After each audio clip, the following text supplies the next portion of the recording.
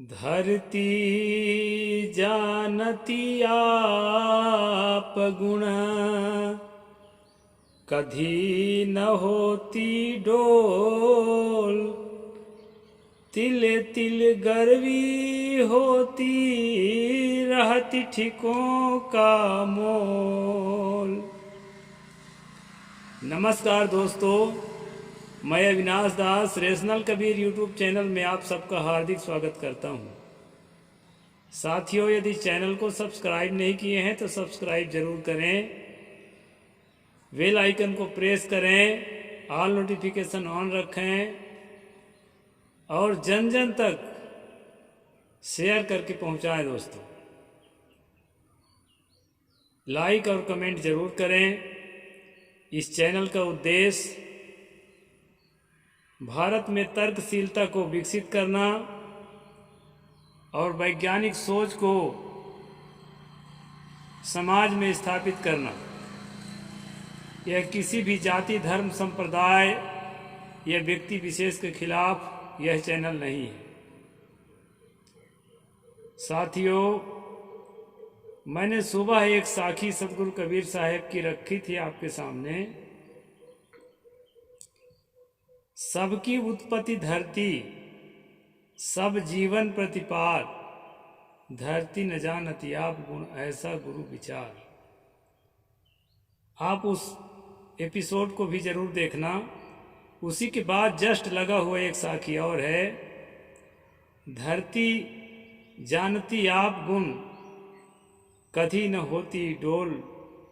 तिल तिल गर्वी होती, रहती ठिकों का मोल। साथियों, सदगुरु ने बहुत ही मार्मिक बात धरती को उदाहरण में लेकर के हमें बताते हैं कि ये धरती यदि अपने गुण को जानती, अपनी क्रिया शक्ति को जानती कि मैं ये भी कर सकती हूँ, वो भी कर सकती हूँ, मुझ में ये क्षमता है, तो भूचाल नहीं आता, भूकंप, ज्वालामुखी नहीं फटते। क्योंकि धरती के द्रव्यों में ऐसा भी गुण है कि वो अपने घनत्व को बढ़ा करके बहुत वजनदार हो जा सकता है, अगर उसमें इच्छा शक्ति होती तो। और अपने घनत्व को घटा करके हल्का हो जाता है, आकार ज़्यादा उसमें हो जाता है, वजन कम हो जाता है। सतगुरु कहते हैं तिल तिल गर्वी होती। एक एक तिल के समान जो है, तिल के समान आकार धारण करके इतना वजनदार, इतना घनत्वदार, इतना वजनदार हो जाती कि उसमें भूचाल आने का सवाल ही नहीं, ज्वालामुखी फटने का सवाल ही नहीं, और ठीक ठिकाने पर रहती, इच्छानुसार रहती। इन वचनों में दो तरह की बातें समझने में आती है दोस्तों। एक तो यह कि धरती और धरती में जो मेटर्स हैं, जो चीज़ें हैं, वो निर्जीव सत्ता है, अजीव सत्ता है। सजीव सत्ता आपकी तरह नहीं है। वो न अपने को जानते हैं, न खुद को जानते हैं। जानने का गुण, ज्ञान का गुण उसमें नहीं है। दूसरी बात यह समझ में आती है कि आप में जानने का गुण है, आप में जानने का गुण है, और आपकी सीमा ये धरती से प्राप्त पदार्थों तक नहीं है। आपका शरीर बच्चा होगा, जवान होगा, बूढ़ा होगा और खत्म होगा। इनके मर्म को जान करके इनमें कुछ बदलाव तो आप कर सकते हैं। बीमार पड़े तो कुछ दवा कर सकते हैं।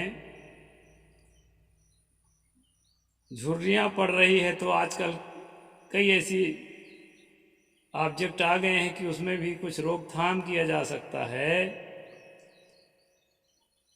बुढ़ापे में बीमारियां आती हैं, अवस्था के अनुसार उसको थोड़ा हेर फेर किया जा सकता है। बहुत सारी चीज़ों की खोज जब विज्ञान करता है उसमें हमें कुछ सफलता मिलती है। लेकिन दोस्तों, यह जो क्रम है जन्म लेने का, किशोर होने का, जवान होने का, बूढ़ा होने का, जर्जर होने का और मरने का, यह क्रम अटल है। क्योंकि धरती न जानती आप गुण, इसमें धरती के घटक से बने हुए पदार्थ हैं जिसमें जानने का और इच्छानुसार परिवर्तन करने का गुण नहीं पाया जाता है। अनैच्छिक क्रियाएं चलती है, इसलिए इसको आप नहीं बदल सकते। लेकिन साथियों, सद्गुरु ने एक दूसरी धरती की बात कही है। वो धरती है आपका अपना अस्तित्व। यह मनुष्य का जो मौलिक अस्तित्व है उसको यहाँ कह रहे हैं, अगर तुम भी अपने असली गुण को जान लोगे, अपने चेतनत्व को जान लोगे, तो क्या होगा? धरती जानती आप गुण कभी न होती डोल। आपके अंदर डोल नहीं होगा, भूचाल नहीं आएगा, आपके अंदर उतावलापन नहीं होगा। जहाँ धीर गंभीर अति निश्चल तहाँ उठ मिलहु कबीरा। सतगुरु कहते हैं, मेरे जैसा शख्स जो है, कबीर जैसा शख्स तुमसे अपनी जगह से उठ करके भागे भागे मिलने के लिए आएगा।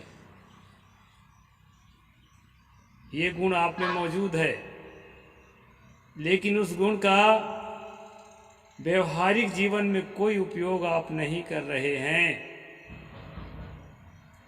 साथियों, सतगुरु एक साधक थे, उनके वाणी में साधना की गहरी गहरी बातें हैं, सिर्फ हमारे समझने में फेर है।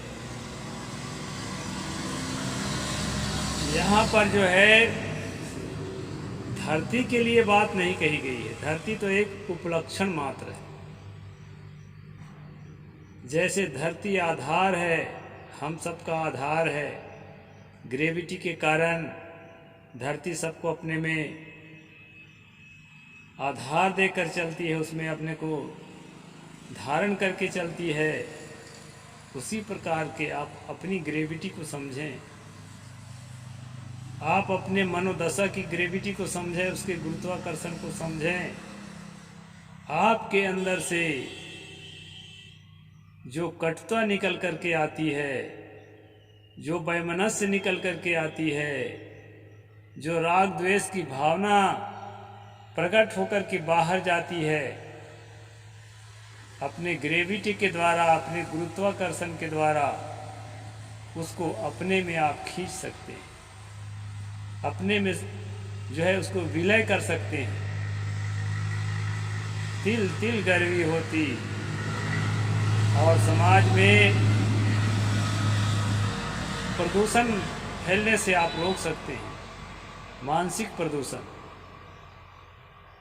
साथियों, बड़े बड़े झगड़े होते हैं, लड़ाइयाँ होती है, देश से देश भिड़ जाता है।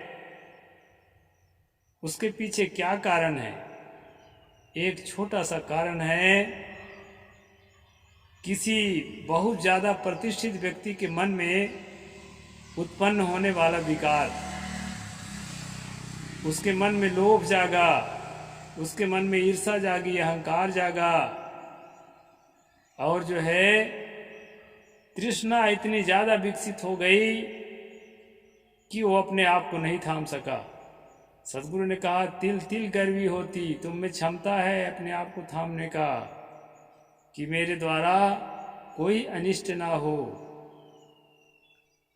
ये अनिष्ट के लिए जो बुरी भावना मन में प्रकट होती है, इस पर तुम्हारा पूरा अधिकार है कि इन भावनाओं को अपने में समेट सकते हो और विलय कर सकते हो। सतगुरु ने कहा, तिल तिल गर्वी होती, राहती ठीकों का मोल। ये धरती जैसे आधार है वैसे आप आधार हैं। साथियों, एक बात और बता देता हूँ, भारत में सम्यक कल्चर जो है केवल बुद्ध के सिद्धांत ही है ऐसा नहीं है। तथागत बुद्ध के पहले और उनके बाद बहुत सारी विचारधाराएं, विविधतापूर्ण विचारधाराएं भारत में मौजूद रही है। कोई अनात्मवादी थे, कोई आत्मवादी थे, कोई प्रकृतिवादी थे, अनेक तरह के बात पहले से ही था। कोई शून्यवादी थे, जिसकी ज़्यादा प्रतिभा रही वो ज़्यादा चमक गया, लेकिन अनेक बात था। और भारत के सम्यक संस्कृति में आर्यों के आने के पहले चिंतन मंथन और डिबेट होता रहता था, लेकिन आर्यों के आने के बाद यज्ञ हवन की परंपरा भारत में आई। और यज्ञ हवन की परंपरा भारत में आई, इसका सबसे बड़ा सबूत क्या है? जो आर्य लोग जो बाद में हिंदू कहलाए, उनकी सबसे पुरानी किताब वेद है। और वेदों में यज्ञ हवन कर्म कांड की बहुलता है, लेकिन उसके बाद की जो किताबें हैं, आरण्यक है, उपनिषद हैं, उसमें चिंतन आए हैं। प्रकृतिवादी चिंतन, आत्मवादी चिंतन, अनात्मवादी चिंतन। ये चिंतन कहाँ से आए हैं? ये चिंतन आप जैसे मनुष्यों के दिमाग से आए हैं। मनुष्य जो है मूलतः चिंतनशील होता ही है। ज्यों ज्यों बुद्धि विकसित होती है, इसकी चिंतनशीलता भी विकसित होती है। तो साथियों, जब सम्यक कल्चर के चिंतनशील मनीषियों से आर्यों का संपर्क बढ़ा, क्योंकि राजे रजवाड़े लड़ते थे, जो विद्वान थे, जो मनीषी थे, वो नहीं लड़ते थे, वो अपने काम में लगे रहते थे, चाहे किसी भी वर्ग का हो, किसी भी समुदाय का हो। उनका जब संबंध बढ़ा तो सम्यक कल्चर की चीजें वैदिक कल्चर में जो है कन्वर्ट होने लगी, ट्रांसफर होने लगी, और वैदिक कल्चर की चीजें सम्यक कल्चर में भी आने लगी। ऐसे आदान प्रदान होने लगा। उसी दौरान आरण्यक और उपनिषद लिखे गए, ऐसा मेरा मत है। इसलिए उपनिषद, वेदों में कर्मकांड है तो उपनिषदों में चिंतन है। उपनिषद की एक वाणी है, यत्र नान्यत् पश्यति नान्यत् शृणोति नान्यत् विजानाति स भूमा। जहाँ पर मनुष्य बाहर की चीज़ों को नहीं देखता है, अपने आँखों को बंद कर लेता है, जहाँ पर मनुष्य बाहर की बातों को नहीं सुनता है, अपने कानों को बंद कर लेता है, देखते हुए भी नहीं देखता, सुनते हुए भी नहीं सुनता, अनदेखा कर देता है, अनसुना कर देता है। नान्यत् विजानाति, वह जानता भी नहीं है, बाहर की चीज़ों को जानना भी बंद कर देता है। स भूमा, वह जो है भूमा है। भूमा कहते हैं आधार को। भूमा और भूमि, धरती के लिए भूमि शब्द है, वो आधार है, और चेतन सत्ता के लिए भूमा शब्द है, वो आधार है।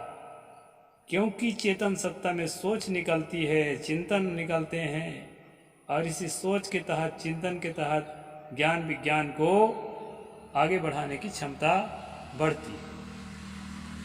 साथियों, सदगुरु ने कहा, धरती जानती आप गुण, कभी न होती डोल। ये धार्मिक चर्चाएं, ये आध्यात्मिक चर्चाएं, ये झगड़े के कारण नहीं हैं, डिबेट के कारण। और डिबेट भी क्या, डिस्कस, संवाद होना चाहिए, विवाद नहीं।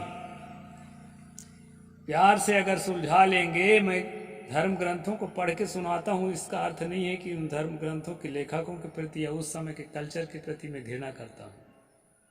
ऐसा नहीं, उनको खुलासा करना, स्पष्ट करना। हमारी मानव सभ्यता कहाँ थी, इसके बाद कहाँ आई, इसके बाद आज हम कहाँ हैं और आने वाली पीढ़ी कहाँ रहेगी, चिंतन के क्षेत्र में, साधना के क्षेत्र में और भौतिक प्रगति के क्षेत्र में।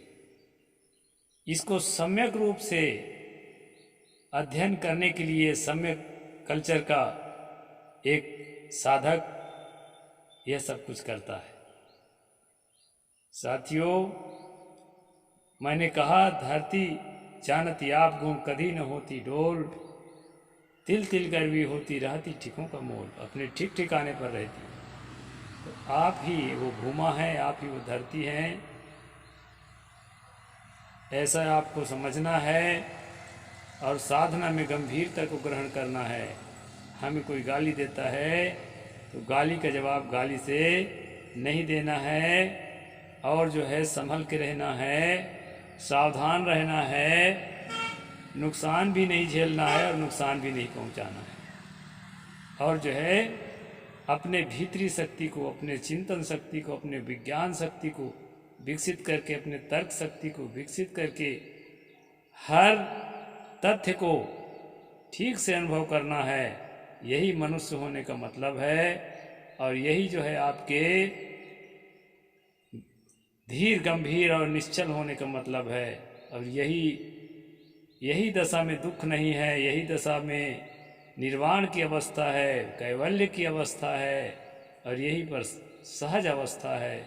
यहाँ किसी प्रकार ईश्वर, देवी देवता, लोक लोकांतर, अगला जन्म, पिछला जन्म की खोज नहीं है दोस्तों।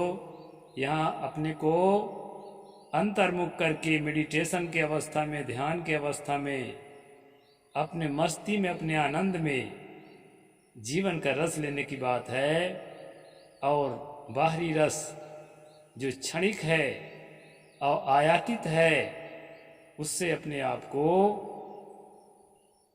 कम से कम साधना काल में मुक्त रखने की बात है, जिससे आशा, तृष्णा, लोभ इत्यादि नष्ट हों और अपने में मस्त रहने का अभ्यास बढ़े। कछु लेना न देना मगन रहना, हीरा पायो कांड गठियायो, बार बार वाको क्यों खोले, मन मस्त हुआ तब क्यों बोले। तो ये जो है धरती जानती आप गुण कभी न होती डोल, तिल तिल गर्वी होती रहती ठिकों का मोल।